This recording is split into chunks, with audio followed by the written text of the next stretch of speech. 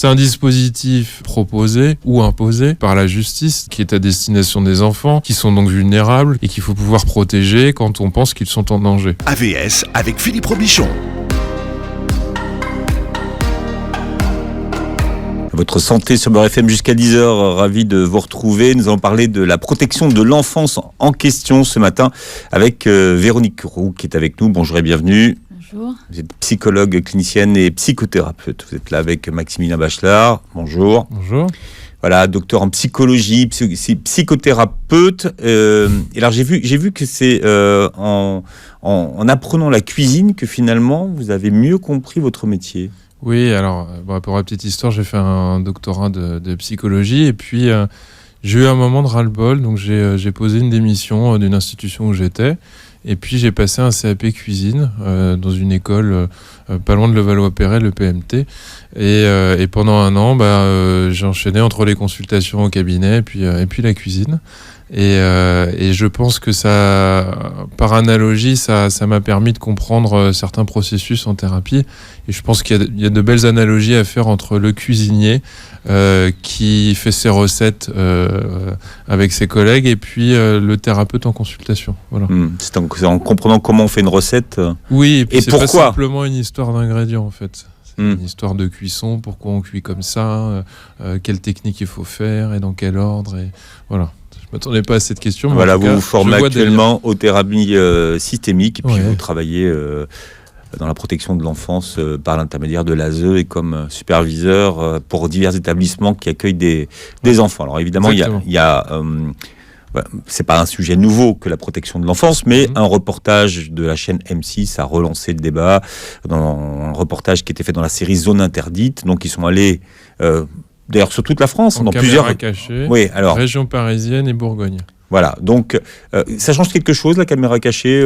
On va pas revenir sur la façon dont ils travaillent de toute façon et sur le montage d'ailleurs du documentaire. Moi c'est plutôt le montage qui peut me questionner parce que c'est toujours pareil quand vous avez une scène dramatique sans le début, sans la fin et sans l'explication, sans le contexte, c'est toujours si je vous filme en train de crier dans la rue, peut-être que vous êtes fait piquer votre voiture, peut-être que vous êtes fou, j'en ai aucune idée. Donc ça manque toujours un peu de contexte, mais on peut pas faire des reportages de 8 heures non plus, il faut aussi captiver les gens, quoi. Donc, sauf qu'ils l'ont fait peut-être en caméra cachée parce qu'ils avaient demandé des autorisations qui leur ont été refusées ou pas. Oui, alors on va peut-être pas rentrer trop dans les polémiques, mais en tout cas, ce qui a été dit par le Conseil général de Seine-Saint-Denis, de ce que j'ai lu, c'est qu'ils n'avaient pas reçu les demandes, il me semble. Et évidemment, 1 à 2 fois par an, on a des documentaires de ce style-là, et on a toujours... ils sont jamais d'accord, en fait. C'est comme le nombre de manifestants, on n'est jamais d'accord. Un coup c'est 5 000, un coup c'est 10 000, et là c'est pareil. Zone Interdite dit avoir fait des demandes, et bon. Ça fait partie du jeu. En tout cas, ce que ça peut nous dire, c'est que c'est compliqué de venir filmer tout ça. Et je crois que si on était amené à recevoir une équipe de tournage, il faudrait prendre le temps de les rencontrer, pas faire ça en une demi-journée, en fait. Parce que la protection de l'enfance, c'est un système qui est pas facile, qui est compliqué et qu'on peut pas expliquer en un coup d'œil, en fait. Voilà. Oui, puis je pense qu'on peut pas le résumer non plus à que des états d'urgence ou des états de crise. Voilà. Aussi. Mais la télévision, c'est aussi ça. Et c'est ça qu'on retient. En tout cas, ce qu'on sait, c'est que la protection de l'enfance, c'est quelque chose qui ne fonctionne pas en France. Oui ou non? Alors, qui ne fonctionne pas bien. Pas bien. Voilà. Après, il y a des choses qui fonctionnent quand même. Et c'est quand même dommage aussi qu'on ne le voit pas et que ce ne soit pas mis en lumière. Même si dans le reportage, il y a un établissement qui fonctionne bien, qui est mis en lumière. Oui. Mais c'est pas ce qu'on va retenir. Voilà, c'est ça. C'est pas le message qu'on veut lancer, en tout cas, dans ce reportage. Je crois que le message n'est pas celui-là.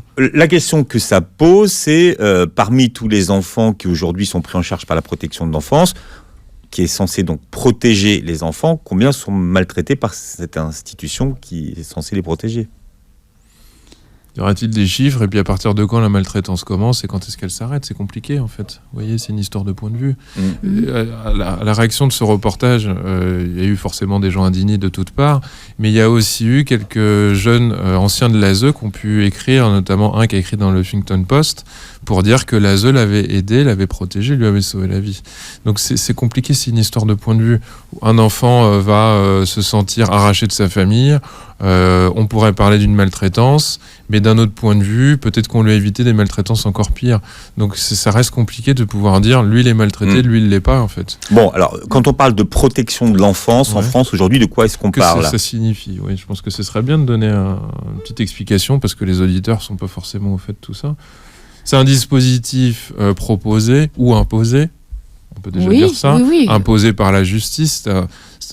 Je tisse avec toi, mais c'est un dispositif qui est à destination des enfants, qui sont donc vulnérables, qui ont prioritairement moins de 18 ans, par définition, et qu'il faut pouvoir protéger quand on pense qu'ils sont en danger. C'est quoi un danger ? Maltraitance, danger négligence. Qualifié et imminent, effectivement. Maltraitance psychologique, négligence, physique. Donc carence grave. On part souvent aussi d'un indice, d'un indicateur en fait. Les gens viennent pas vous voir en disant il faut protéger cet enfant. Comment ça se passe la plupart du temps finalement ? Oui, alors après il y a deux modalités. Moi je reviens, il y a quand même deux modalités de placement ou de confinement d'un enfant dans les services de protection de l'enfance. Il y a les mandats judiciaires, effectivement, des choses qui ont été constatées, dénoncées, qualifiées par la justice et des enfants donc, qui intégreront le système de protection. Mais il y a aussi des mandats administratifs. On en parle un petit peu moins, mais c'est aussi des familles en grande difficulté qui se tournent vers les services. Qui font une demande. Et qui font une demande. Et on ne passe pas par les juges. C'est très peu connu. C'est très peu connu. Mais il y a aussi tout un système de demande d'aide. L'AED. Oui, ou par exemple l'AED, effectivement. Alors l'AED, pour tout le monde, et puis les accueils provisoires. Assistance éducative à domicile, en fait. C'est-à-dire que la famille dit on est en difficulté, venez nous aider. Voilà. Contrairement à d'autres mesures où en fait on doit rencontrer ces familles, elles n'ont pas le choix. Voilà, donc c'est deux modalités qui existent et qui coexistent effectivement, et on parle très peu de cette relation d'aide et de cette demande d'aide. Mais qui est peut-être aussi plus rare. Je ne sais pas si elle est vraiment plus rare. Ça fait appel à un autre dispositif, effectivement, où il y a une collaboration beaucoup plus évidente et moins contrainte. Il y a moins de contrainte. Il est intéressant de parler de ça parce que souvent on pourrait avoir l'image d'une famille maltraitante qui n'en a rien à faire et qui est toute puissante et qui fait souffrir un pauvre enfant. En fait, il y a beaucoup de familles qui très rapidement, quand on arrive à les aborder, vous feront la confidence qu'ils sont débordés, en difficulté, qu'ils n'y arrivent pas, qui peuvent même avoir peur de cette situation et qui peuvent accepter la situation de protection. Et ça, c'est un des travaux que le système de protection de l'enfance essaie de mettre en place, je pense, de manière plus efficace, c'est de collaborer avec ces familles-là, plutôt que d'être dans un dispositif où on vient symboliquement kidnapper un enfant, le protéger. Placer un enfant. C'est ça. Arbitrairement, avec l'idée que c'est parfois arbitraire. L'idée, c'est de pouvoir collaborer avec la famille, je pense. Oui, on fait trop souvent le raccourci de protection de l'enfance avec, on retire les enfants, on sépare, et puis ça s'arrête là. Enfin, voilà. Il y a multiples dispositifs. C'est large.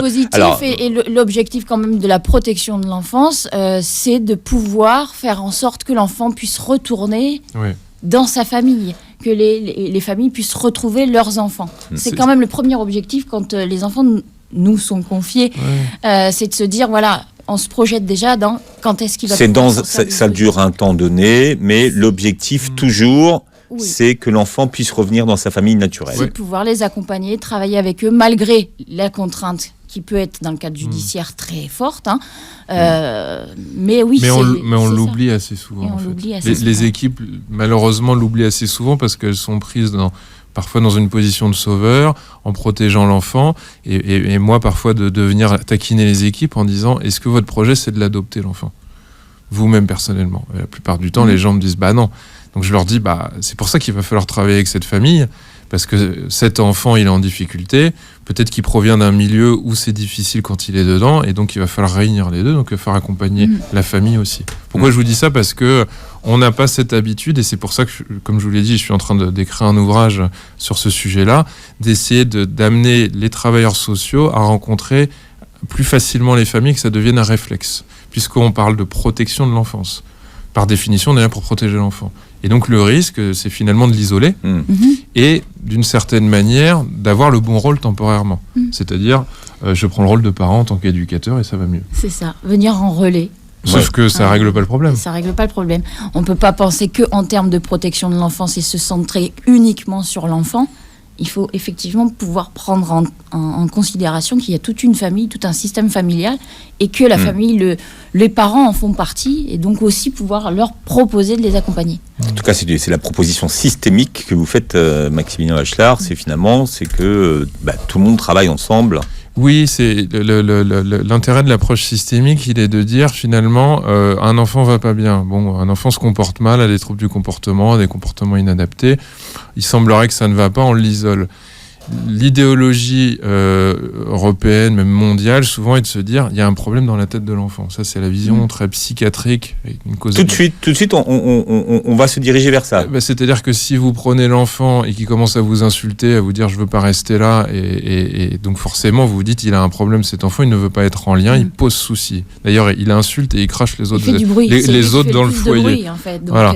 Donc on a tendance intellectuellement, et c'est une idéologie qu'on a à peu près tous, à se dire quel est son problème à lui. Et donc le boulot est d'essayer de comprendre quand est-ce qu'il va bien, quand est-ce qu'il va mal. Et il y a des déclencheurs qui font que parfois ça va pas bien. Et donc quand on est dans une vision systémique, on essaie de comprendre qu'est-ce qui a fait que dans son histoire il a pu se déclencher, qu'est-ce qui fait qu'à l'école ça se passe très bien, qu'est-ce qui fait qu'à la maison ça se passe mal, qu'est-ce qui fait que dans telle situation ça ne va pas. Et donc on n'est plus en train de se demander mais quel est son problème mental, mais qu'est-ce qui fait que dans certaines situations il dysfonctionne en fait. Parce qu'on peut pas se dire, on peut pas partir du postulat, parce que le problème de la psychiatrie, c'est rapidement de stigmatiser, de dire il est schizophrène, il est bipolaire, il est dépressif, il est agressif, il est psychopathe. C'est peut-être la société qui demande ça aussi. La société ça demande rassure, ça, tiens, hop, il est bipolaire, bim, il est hyperactif, hop. Et puis on met une étiquette. Voilà, et on met un médicament, voilà. Et donc c'est réglé. Sauf que on n'a rien réglé du tout en fait. C'est un point de vue qu'on a pris et qui n'est pas assez large pour moi. On peut pas travailler là-dessus. J'ai envie de dire, si la protection de l'enfance c'est ça, on prend les enfants, on les envoie en psychiatrie, et il n'y a plus d'éducation spécialisée finalement. Donc c'est ça qu'on essaye de travailler la plupart du temps avec cette approche systémique auprès des équipes. C'est de leur donner la possibilité de trouver des leviers aussi de changement. Vous voyez, parce que si je vous dis c'est vous qui êtes fou, vous vous faites traiter. Sauf que si vous prenez des coups à la maison et qu'au final vous commencez à donner des coups à votre camarade, je ne vais pas pouvoir simplement vous donner un médicament pour vous abêtir et vous ralentir. Faire en sorte que les coups soient donnés. Voilà, donc s'il y a quelque chose qui ne va pas, de la violence dans la famille, forcément, nécessairement, il faudra déjà avoir le courage d'aller investiguer ça. Comment on le fait, c'est une autre histoire, et d'accompagner ça. Ce que vous voulez dire quand même, c'est que le diagnostic qui est posé sur l'enfant n'est pas toujours le bon. Ah oui, mais alors ou est largement très insuffisant. Mais ça ne dit rien de plus que les comportements que ça montre. Véronique. C'est ça. C'est-à-dire oui. Souvent, ces enfants, c'est plutôt rassurant pour tout l'environnement d'avoir une étiquette médicale ou qui vient dire que le problème est là. Qui vient dire que le problème est là. Correspond à ça un médicament qui est parfois nécessaire, faut quand même pas l'oublier. Oui, oui, évidemment. Ces enfants qui manifestent beaucoup d'angoisse, beaucoup de troubles quand même, physiquement sont épuisés. Les molécules aident quand même à les stabiliser, et à les soulager. Il y a vraiment des choses qu'il faut quand même reconnaître, mais c'est pas suffisant. On sait que derrière, effectivement, il faut pouvoir travailler avec eux, travailler avec les équipes aussi qui sont au quotidien avec eux, travailler avec leur famille et essayer de comprendre comment ce symptôme-là est apparu et comment on peut juste se déplacer un petit peu pour faire en sorte que les choses changent. Parce que c'est des modalités de réponse systématiques. C'est-à-dire que soit vous travaillez au niveau du symptôme et vous essayez de le calmer, de le réguler, de l'annuler, de le supprimer. Bon, merci, mais ça s'appelle du contrôle social. Si un enfant commence à devenir violent et que vous ne posez pas l'hypothèse qu'il se passe quelque chose, vous privez d'un levier de changement qui est très très important. La question de la protection de l'enfance ou la protection de l'enfance en question, puisque le reportage d'M6 a relancé le débat, mais qui durablement installé d'ailleurs, puisque tout le monde en France dit que la protection de l'enfance ne fonctionne pas très bien, même si on ne peut pas dire qu'elle ne fonctionne pas du tout. Nous avons Véronique Roux qui est avec nous, qui est psychologue clinicienne et psychothérapeute, et Maximilien Bachelard docteur en psychologie et psychothérapeute, et vous travaillez sur cette question, vous, de la protection de l'enfance, et vous voulez même faire des propositions dans un livre qui va sortir prochainement pour avoir des nouveaux outils pour que ça soit mieux pris en charge, sans vouloir réformer, en tout cas changer les choses. Moi, je suis souvent alerté, notamment sur le terrain, de personnes qui disent qu'il y a des placements et des signalements abusifs de familles pour radicalisation. Est-ce que ça, vous en entendez parler ? Notamment suite à des moments qui se mettent à porter le voile, ou il y a de nombreux signalements qui sont faits. Alors moi, pour ma part, je suis pas confrontée à ça. Non, jamais.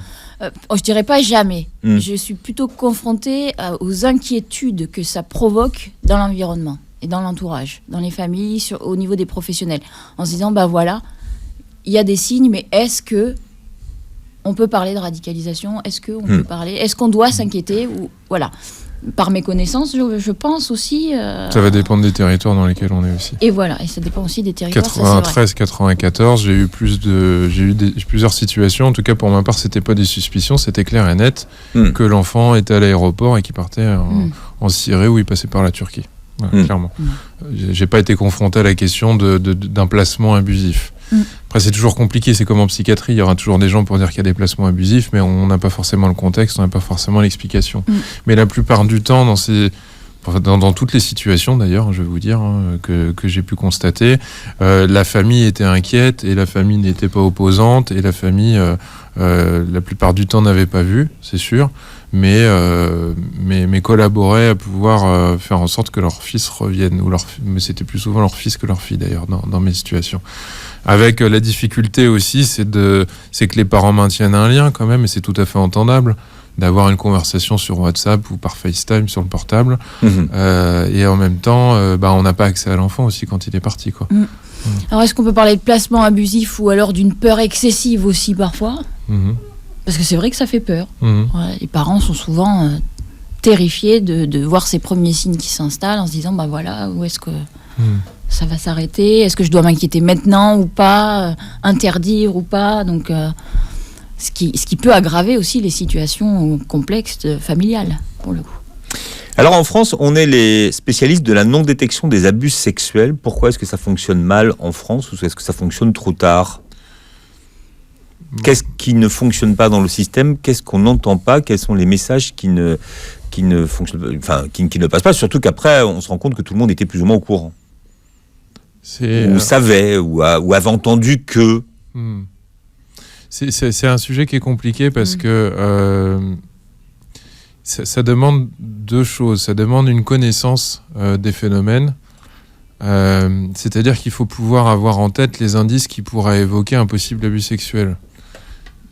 Ça demande donc ces compétences-là, de pouvoir mener un entretien en équipe, de pouvoir ne pas se retrouver dans la situation qui angoisse tout le monde, à savoir dénonciation abusive, retournement de situation qui arrive, qui ne veut pas dire qu'il n'y a pas eu abus sexuel d'ailleurs.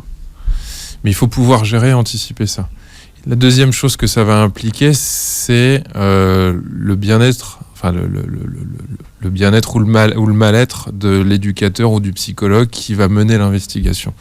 Parce que personne n'a envie d'entendre parler d'un abus sexuel, et encore moins d'un enfant. Ça met mal à l'aise tout le monde, et en protection de l'enfance, y compris. Y compris les professionnels qui sont quand même là pour ça, c'est ça. Y compris brigade des mineurs qui se renvoient la balle avec la protection de l'enfance, où moi je suis très souvent confronté à des équipes qui finalement sont mal à l'aise par rapport à ça, ne savent pas aborder ça, sont inquiétés par rapport à cela. Oui, mais que ça mette mal à l'aise les familles, ça peut se comprendre. J'entends. Mais que ça mette mal à l'aise des professionnels, c'est plus discutable, puisque c'est quand même leur boulot. Ça reste un sujet tabou parce que ce sont des êtres humains, et puis ça demande une formation aussi. Parce que plus vous êtes en capacité de pouvoir les reconnaître, plus vous pouvez vous approprier ça, en fait. Et il y a un phénomène assez naturel qui est de ne pas faire attention à ce qui est dit. Moi, c'est comme ça que je l'entends. Quand tu as un enfant... C'est aussi compliqué d'entendre l'indicible ou ce qu'on ne veut pas entendre. C'est quand même très particulier quand, pour les professionnels qui accompagnent des enfants, parfois pendant plusieurs années, au moment d'une révélation, ils sont toujours surpris. Et j'ai envie de dire, humainement, on entend des choses difficiles, des choses compliquées. Il y a quelque chose d'impensable. Voilà, d'impensable et qui vient heurter aussi la sensibilité du professionnel dans ce qu'il est de humain. Un enfant qui vient révéler des abus sexuels après tant d'années de travail ensemble, d'accompagnement, il y a le professionnel qui prendra la responsabilité du recueil des informations et qui le fera. Mais il y a aussi l'être humain qui entend ce petit bouchon, par exemple, en face, raconter des choses. J'ai envie de dire, le professionnel ne peut pas s'habituer à entendre. Et c'est plutôt pas mal. Je trouve que ça, c'est assez riche, qu'on ne puisse jamais s'habituer à entendre des choses comme ça. Il n'y a pas de banalisation, finalement Non. Non, et je pense que ce serait un danger, justement, de se dire, bon, bah voilà. Alors, la question, c'est de savoir comment faire pour qu'on puisse mieux détecter ces enfants qui sont victimes d'abus sexuels. Et qu'est-ce qu'il faudrait... Former les gens, point. Il n'y a qu'à former les gens, en fait. Il y a quelques formations un peu partout, etc. Mais pour moi, s'il devait y avoir une mesure à prendre, c'est que tous les travailleurs sociaux de toutes les institutions de protection de l'enfance en France aient une formation de 1, 2, 3, 4 journées maximum, et il n'y a pas besoin de plus, pour pouvoir reconnaître tous les indices, tous les signes qui pourraient évoquer ça. Et comment avoir une explication sur comment les abus sexuels, par exemple, peuvent arriver dans la famille ou à l'extérieur de la famille, pour pouvoir être au clair sur les indices qui nous alertent. Un enfant qui va vous dire qu'il a des problèmes de sommeil et qui vous dit nonchalamment au cours d'une conversation qu'il ne veut pas dormir avec papy, ça ne veut pas dire qu'il y a un abus sexuel. Mais ça doit alerter le professionnel qui, à ce moment-là, doit avoir la curiosité de poser des questions sensiblement et d'arriver à comprendre si il y a juste un problème avec papy normal ou si en fait l'enfant évite. Parce que l'enfant ne vient pas vous révéler ça comme ça. La plupart du temps, l'enfant ne vient pas vous voir en disant je suis victime d'abus sexuels de la part de mon grand-père. C'est beaucoup plus clair. Oui, bien sûr. Il envoie des signaux. Je vais vous dire clairement comment ça a été pour moi. Quand vous n'êtes pas formé, vous ne les entendez pas. Quand vous êtes formé, il y a des clignotants qui s'allument et vous êtes à même de poser la question. Et vous vous dites même comment ça se fait que personne n'a relancé ce que vient de dire l'enfant face à nous. Donc quand un enfant dit moi j'ai pas envie de dormir avec papy et puis qui pleure et qui veut pas y aller, le réflexe c'est de poser 2-3 questions pour essayer d'aller tâter le terrain et voir qu'est-ce qui se passe derrière. Et beaucoup de professionnels ne font pas gaffe à ce moment-là. C'est pas qu'ils ont une intention malveillante, c'est pas forcément qu'ils ne veulent pas voir et que ça ne les intéresse pas, mais c'est-à-dire qu'ils doivent être au fait que certains signes nous alertent. Que ce soit... comment vous dire ? Il faut pouvoir aussi faire attention parce que les gens se défendent de vouloir accuser rapidement quelqu'un. Vous voyez ? Et se défendent de vouloir trouver la vérité. Et souvent, on me dit on n'est pas formé pour ça, et puis c'est ce que dit l'enfant. Tout ce qui est en jeu dans cette histoire, c'est la parole de l'enfant et comment je peux l'accompagner. Dans le documentaire d'M6, pour ceux qui l'ont vu, il y a une parole très malheureuse d'un directeur d'établissement qui dit « La parole de l'enfant, est-ce que vous y croyez ?» Ça, c'est choquant. C'est toujours au centre. En tout cas, cette question de la parole de l'enfant, moi, je veux dire, depuis beaucoup d'affaires qu'on a vues quand même. Entre l'affaire Outreau et la parole de l'enfant. C'est-à-dire que soit vous l'entendez, vous prenez tout pour parole d'évangile et vous ne soupesez pas les choses, soit vous ne l'écoutez pas. Et bien évidemment, il va falloir trouver un entre-deux où la personne est suffisamment au clair sur ce phénomène pour proprement élaguer le terrain et ne pas trop influencer l'enfant. Évidemment, parce que parfois on a l'hypothèse que, et il serait malheureux de lui faire dire ce qu'il n'a pas dit en fait. Donc ça demande un peu de pratique sur le terrain. Oui, et d'induire chez l'enfant une réponse qu'on aimerait entendre. Donc si la réponse est suggérée... Ah oui, mais c'est pas si simple en fait. C'est pas si simple. Il faut Après, moi, je pars du principe, effectivement du principe que un enfant qui a été abusé sexuellement finit toujours par le dire d'une manière ou d'une autre. Après, c'est la capacité de l'adulte à pouvoir décoder et à pouvoir entendre la parole de l'enfant. On n'est pas tout à fait sur le même registre, méthode de communication. Attendez, parce que là, vous êtes en train de dire il va pouvoir le dire, mais sans dire ce qui se passe. Il va l'exprimer d'une autre façon. Mais... Exactement. Il va communiquer d'une autre manière. Et les formations aujourd'hui peuvent permettre à l'adulte de se remettre sur à peu près le même niveau, ou en tout cas avoir ces détecteurs, ces signaux qui s'allument, et pouvoir accompagner la parole de l'enfant et la recueillir d'une façon qui restera la plus proche de ce que l'enfant peut dire. Mais là, on parle des professionnels, mais pour les parents qui nous écoutent, à chaque fois, on a l'impression que les parents, ils tombent nus, alors que peut-être qu'il y avait des indices qu'ils auraient pu décoder en tant que parents, puisque c'est quand même eux qui connaissent le mieux leurs enfants. Eh oui, ça c'est vrai que c'est très très compliqué pour un parent de s'en... On est impliqué émotionnellement, puis c'est compliqué en même temps. Vous voyez, c'est le boulot qu'on a en tant que superviseur, c'est que pour nous, on observe... Alors, superviseur, pour tout le monde... Une supervision, en fait, c'est un professionnel qui vient épauler une équipe pour l'aider à réfléchir sur des situations dans lesquelles qui est votre rôle. Voilà. Et évidemment, pour un superviseur, c'est plus facile puisqu'il n'est pas en contact avec le jeune, il n'est pas pris dans un quotidien compliqué. Et donc, il va entendre, puis il va dire, moi, ça m'évoque fortement possiblement un abus sexuel. Et les gens tombent un peu dénus, c'est tout à fait normal, parce qu'ils ont le nez dans le guidon d'une certaine manière, et qu'indirectement, ils sont pris dans la protection que l'enfant met en place, puisque l'enfant vient nous faire entendre plus ou moins à demi-mot ce qui pourrait peut-être se passer, donc il va falloir aller chercher plus loin, et en même temps, il protège sa famille et puis sa peau, parce que, évidemment, aucun enfant ne va pouvoir facilement dire qu'il a été abusé sexuellement par son enseignant qui revoit lundi, ou par son père, par son oncle, ou par qui vous voulez. Donc, c'est très délicat, puisqu'à la fois on vous montre, et en même temps on cache. Vous comprenez ça ? Et ça, ça demande une certaine finesse aussi. Oui, sans compter que parfois, souvent, quand ils sont très jeunes, ils ne comprennent pas si c'est bien, si c'est mal, ce qui leur arrive ou pas, et si... Voilà. Avec ce que peut comporter l'abus sexuel, de jeux malsains que l'adulte peut mettre en place, qui va faire que l'enfant peut se sentir coupable. Ou l'enfant peut avoir été pris dans des menaces, notamment. C'est ça. Donc, vous voyez, il y a toutes ces questions-là. Certainement pas, surtout pas... Donc, il faut être au clair sur ça quand on est professionnel. Il est interdit de dire, donc il va le manifester d'une autre manière. Et quand on est parent, les enfants ne sont pas livrés avec le mode d'emploi. Enfin, voilà, je pense qu'autrement on le saurait et on se filerait le mode d'emploi. Donc, voilà. Quand on est parent, non, mais quand on est professionnel, on a le mode d'emploi. Ou pas. Et ça c'est peut-être difficile d'entendre que le mode d'emploi, il n'est pas toujours complet, malheureusement. C'est ça. On peut avoir des pistes, en tout cas, ou de mode d'emploi ou d'utilisation, mais je ne suis pas certaine que les professionnels aussi, tout ce que nous sommes, on puisse vraiment dire qu'on a le mode d'emploi et qu'on sait faire.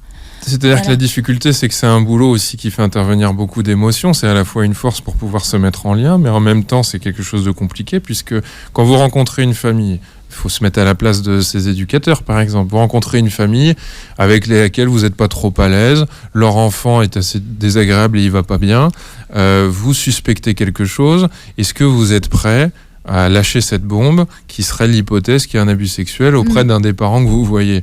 Je veux dire, c'est une responsabilité qui est difficile, qui est lourde, et si vous vous sentez pas bien solide, avec une équipe bien solide, avec des repères bien clairs, vous allez quand même pas vous lancer dans un boulot qui va peut-être faire encore plus de mal que de bien. Donc ça, il faut l'entendre. Voilà, la protection de l'enfance en question avec nos invités aujourd'hui, Véronique Roux, qui est psychologue et psychothérapeute, et puis Maximilien Bachelard, qui est avec nous, qui travaille justement sur la question de la protection de l'enfance et sur comment on pourrait changer les choses dans un livre qui va paraître prochainement. En tout cas, ce sont vos propositions. Oui, c'est-à-dire que c'est pas un écrit à destination des hommes politiques et des femmes politiques pour faire des propositions au niveau juridique, mais c'est d'essayer de donner des outils, une matière à réfléchir pour les équipes, pour qu'elles puissent appréhender ces phénomènes d'une autre manière, en fait. Puisque, de manière redondante, il y a une insatisfaction aussi générale des professionnels. Mécaniquement, ils sont en sous-nombre, etc. Et puis, ils ont l'impression de ne pas toujours avoir les moyens. Donc, l'idée, c'est de leur redonner les moyens de pouvoir mieux comprendre les phénomènes qu'ils ont face à eux, pour pouvoir faire une différence, en fait. Ça attaque beaucoup les équipes. C'est très compliqué, ce métier-là. Forcément, ça vient vous tirer vers le bas, c'est difficile, vous avez du mal à comprendre. Donc il faut pouvoir sortir de cette morosité et trouver une créativité pour aller vers ça. Enfin, quand on a un reportage comme le reportage d'M6 qui a été diffusé, ça a quand même interrogé, j'imagine, l'ensemble des personnes qui travaillent dans la protection de l'enfance. On voit quand même des vrais dysfonctionnements, des équipes qui sont fatiguées déjà. Exactement. Des réseaux de prostitution, des trucs... ça, dramatique. Mais ça, vous l'apprenez par la télévision ou vous savez que ça existe ? Est-ce qu'on dit la vérité ou pas ? mais c'est ça. Moi, j'ai l'impression que tout le monde découvre un truc que. Déjà, ça commence à mettre du sens sur pourquoi les gens gueulent aussi fort par rapport à la protection de l'enfance. Je pense que les gens peuvent comprendre aussi la colère de beaucoup de professionnels qui invectivent les politiques. D'un seul coup, on peut imaginer que c'est des secrets de polichinelle quand même. Je sais pas. Véronique. Oui. Ouais. Après, ça veut pas dire que c'est comme ça partout. Hein, oui, voilà, on peut pas. Heureusement. Bah oui. Heureusement que c'est pas comme ça partout. Et c'est aussi moi ce qui me fait réagir aujourd'hui, c'est que oui, on peut pas quand même se voiler la face et dire que ce reportage ne montre que des choses qui n'existent pas et que c'est de la pure fiction. Enfin, je crois que ce serait quand même pas très clair. Mais il n'y a pas que ça. Et aussi, c'est comment on en arrive à ça aujourd'hui. Parce qu'on voit des dysfonctionnements, on les constate très bien, mais on voit aussi des équipes épuisées, on voit aussi des jeunes fatigués, on voit aussi tout un système qui, à mon sens, n'arrive pas à communiquer aussi entre eux. Voilà. Ce que je disais tout à l'heure, c'est qu'on est chacun expert dans son domaine et que malheureusement, parfois, il y a une déperdition de communication ou de lien pour faire fonctionner aussi correctement cette machine. Après, quand ça fonctionne, on a des histoires qui sont quand même tout à fait belles. Fabuleuses. Voilà. Ouais, yeah. Et heureusement. Si je suis restée aussi longtemps en protection de l'enfance, c'est aussi pour ça. Parce qu'il y a quand même tout cet espoir qu'il faut voir là, tous ces professionnels qui sont extrêmement motivés, mais qui sont fatigués, usés. Mais fatigués par quoi ? Par les manques aussi qu'il y a. Par les c'est un manque d'argent, c'est quoi ? Voilà, matériel, des idées. Alors, ils ont beaucoup d'idées. Moi, je vois des équipes qui ont quand même beaucoup d'initiatives, beaucoup d'idées, et qui sont un peu fraudées. Freiné, merci. Voilà. Je vais y arriver. Par toutes ces démarches administratives, par le peu de moyens qu'il peut y avoir, parce qu'il y a des priorités à mettre dans ces services. C'est à différents niveaux, en fait. On aurait presque pu faire un Nice, mais parfois, mécaniquement, quand vous regardez le reportage, soit vous êtes un éducateur avec 20 enfants tout seul. Donc, c'est pas possible. C'est ce qu'on voit. C'est ce qu'on voit dans le reportage. En minorité, dans certaines de mes équipes, que je supervise, on va me dire, mais écoutez, monsieur, ce que vous faites, c'est intéressant, mais moi, malheureusement, je n'ai pas du tout le temps matériel de pouvoir approfondir une situation. Et c'est vrai. Donc là, à ce moment-là, bien évidemment, on se transforme en gardien de prison ou en pion de collège, et on peut pas approfondir. On peut plus être dans une relation éducative qui pourrait faire une différence. Oui, et on peut avoir des éducateurs qui en viennent à dire, moi, mon métier, c'est d'être éducateur, et finalement, ça représente pas énormément de mon temps parce que je suis pris sur autre chose, des obligations pour faire autre chose, qui sont extrêmement frustrés et qui se disent, on n'a pas signé pour ça, finalement. Il y a les difficultés autour, on pourrait les citer, mais par exemple, quand un jeune passé 18 ans, on peut prolonger une aide parce qu'on appelle un contrat jeune majeur. Quand l'aide sociale à l'enfance ne signe pas le contrat, parce qu'ils n'ont pas le temps, parce qu'il y a des réunions, parce que l'inspectrice, elle n'a pas fait le papier, vous faites quoi du jeune ? Parfois, il se retrouve à la rue. C'est tout. Ouais. Et donc, à ce moment-là, vous l'hébergez chez vous, ou vous lui dites bon courage, quoi. Et donc, quand vous êtes face à ça, vous vous dites que le système dans lequel vous êtes ou avec lequel vous bossez vient saper le boulot, en fait. Et donc, forcément, on peut imaginer une colère, une difficulté à bosser, à retrouver de l'élan le lendemain. Ça, c'est une évidence, quoi. Et puis après, moi, je contrebalancerai justement pour donner les images positives. C'est que quand on a ces jeunes qui sont placés depuis très longtemps, effectivement, qui ont des projets qui se tiennent, et vraiment cette motivation des familles d'accueil qui les ont bien encadrés, accompagnés, des équipes qui arrivent à tenir, parce qu'il y a aussi tout ce changement dans les équipes qui c'est pas facile aussi. Il y a beaucoup de turnover, donc c'est pas évident pour les jeunes d'avoir cette continuité aussi, mais quand ça fonctionne et qu'ils obtiennent ces contrats jeunes majeurs, il y a des beaux accompagnements de sortie de dispositifs. Je pense qu'aujourd'hui, la priorité ou une des priorités de l'aide sociale à l'enfance ou de la protection de l'enfance, ce serait aussi de prendre soin des sorties de dispositifs. Oui, parce que ça, c'est quand même quelque chose. Vous dites au revoir à une famille qui vous a épaulé. On parle beaucoup de la théorie de l'attachement, par exemple. Dans ces services, la continuité, on sait que c'est compliqué. Le lien avec quelqu'un va permettre de sécuriser, c'est c'est ça que ça veut Ouais, dire. moi, j'ai envie qu'on s'intéresse un petit peu à ce que moi j'appellerais la théorie du détachement. C'est comment on fait aussi pour accompagner ces jeunes à se séparer, parce qu'ils ont déjà été séparés une première fois. On parle d'arrachement aussi parfois, vous voyez. Tu peux parler des familles d'accueil également. Et puis les familles d'accueil. Alors c'est vrai que j'ai beaucoup travaillé avec les familles d'accueil et leur implication personnelle, professionnelle, familiale, puisque c'est du 7 jours sur 7, 24 heures sur 24. Voilà.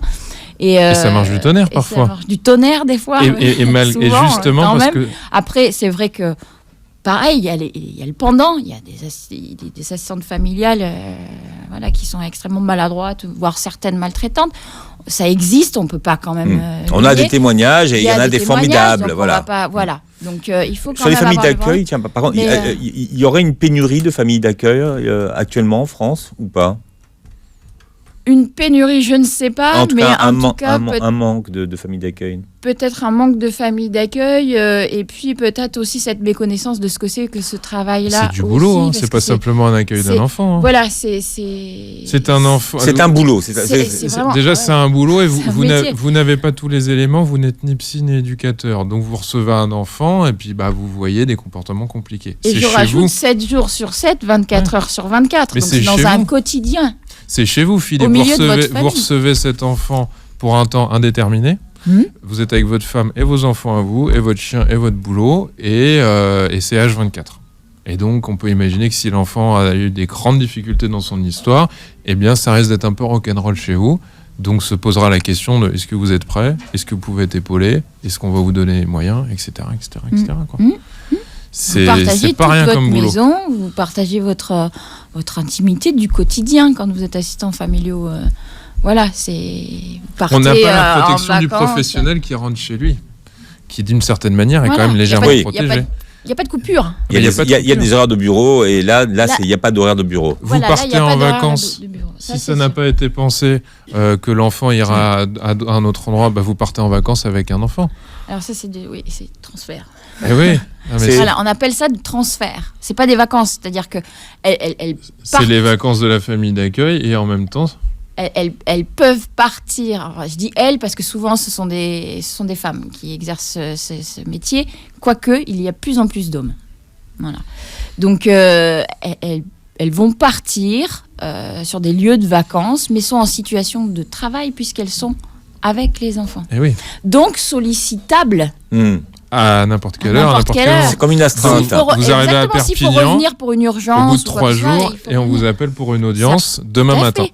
Et vous êtes avec vos 3 enfants, votre mère, votre oncle, votre tante, vos amis, et vous repartez. Mais elles ont droit à des congés payés. Aussi. C'est un boulot, hein. D'avoir cette rupture-là et d'avoir des vrais congés sans les enfants. Quels sont, Maximilien Bachelard, les enjeux de la protection de l'enfance en France aujourd'hui ? Alors, ça reste vague comme question. De quoi on pourrait parler? Du fait de faire peut-être une différence. Aujourd'hui, quand on sait que quelque chose ne fonctionne pas ou fonctionne mal et doit se réformer, vous avez dit par exemple tout à l'heure qu'il faudrait apprendre à mieux travailler avec les familles. Ça, c'est une évidence. La formation par rapport aux abus sexuels, ça, c'est un autre élément. Non, mais ça, c'est un gros morceau de pouvoir bosser avec les familles, parce que c'est quelque chose qui n'est déjà, la plupart du temps, pas vraiment fait. Donc déjà, si tout le monde faisait ça, on n'en serait plus du tout là. Il y a des éléments qui ont été relevés aussi dans la presse et avec lesquels je suis tout à fait d'accord, notamment la question des familles d'accueil. Parfois, c'est très rare. Une famille d'accueil peut être maltraitante, elle change de département, elle continue à bosser.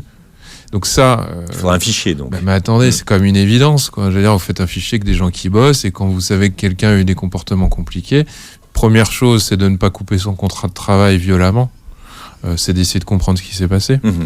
Parce que moi, j'en entends des situations aussi où il y a suspicion de maltraitance par la famille d'accueil et du jour au lendemain, on récupère les enfants. La famille d'accueil n'a plus d'argent, n'a plus d'enfants. Les enfants ont dénoncé une situation, voire c'est pas vrai du tout.